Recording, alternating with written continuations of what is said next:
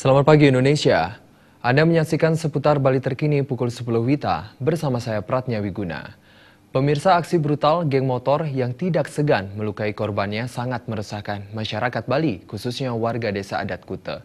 Warga Kuta berharap aksi geng bermotor anarkis tidak sampai mencoreng citra pariwisata Bali dan pariwisata Kuta khususnya. Sebagai destinasi wisata, Kuta seharusnya mengoptimalkan keamanannya dari berbagai tindak kejahatan dan kekerasan, terutama yang ditimbulkan oleh aksi geng motor. Aksi tersebut semakin meresahkan yang dapat menimbulkan terganggunya wisatawan yang berkunjung ke Kuta. Pendeta adat Kuta, Wayan Suarso mengatakan, fenomena kebrutalan geng motor jika terus dibiarkan akan membuat Bali tidak aman di mata dunia.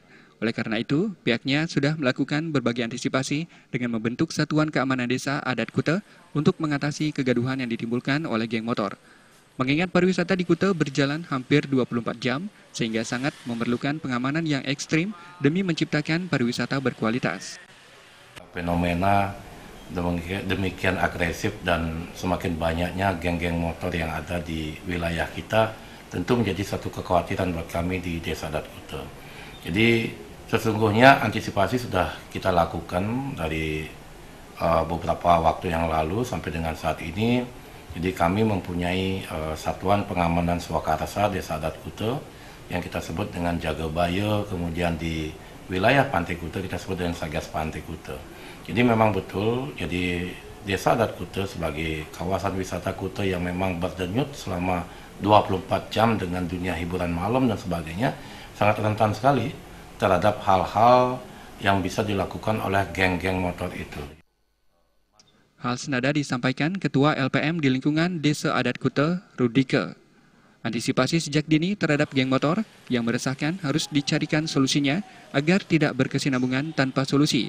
Pantuan ekstra dan penanganan yang tepat harus diberikan terhadap geng motor yang cenderung melakukan tindakan negatif. Jangan kegiatan yang dilakukan oleh mereka menyebabkan kerugian baik moral maupun material bagi masyarakat. Kalaupun nanti geng motor itu masuk ke Kuta, ya, ataupun dilakukan di wilayah Kelurahan Kuta, apakah itu dilakukan oleh pemuda-pemuda Kuta atau non-Kuta, ya kami bersikap keras tentunya bersama aparat-aparat yang berada di wilayah Kelurahan Kuta. Ya, apakah itu nanti bersinergi dengan adat, bersinergi dengan lingkungan, tentunya yang memegang kendali adalah dari pihak kepolisian. Hukum yang tegas dan partisipasi masyarakat untuk menekan aksi geng motor ini sangat diperlukan, mengingat lingkungan masyarakat merupakan garda terdepan dalam mengamankan lingkungan masing-masing dari ancaman geng motor.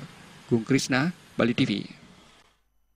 Kami akan kembali di seputar Bali terkini 1 jam mendatang. Selamat pagi dan sampai jumpa.